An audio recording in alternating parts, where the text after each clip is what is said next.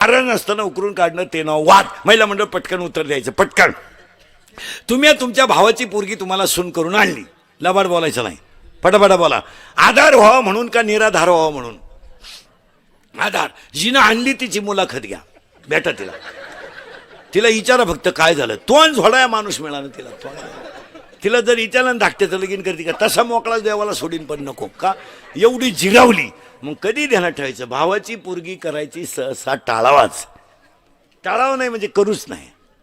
जर कोणाचं जुळत आलं असेल तर त्याला दुपारी फोन करा, भाऊ मी कीर्तन ऐकलंय, तू तिकडं कोणलाही दे. नको. का का उत्तर नीट आहे का महिला मंडळ? का काही झालं तर तो सुनेचा बाप आहे, आपला भाऊ आहे. इथं फरक आहे. उद्या जर भांडण झालं तर तो मुलीचीच बाजू घेणार. तो आपल्या गुड्डीचा काय दोष नाही, आपल्या बहिणीच्या डोक्यात फरक झालाय. गुड्डी ओके, गुड्डीची नाही अडचण. गुड्डी कॉलेजपासून ओकेच. गुड्डी कॉलेजला असताना सुद्धा 8-8 दिवस पळून जायची, पण गुड्डी ओकेच. गुड्डी पायी 3 पोरांनी फाशी घेतले, पण गुड्डीनं हाय गाय नाही केली.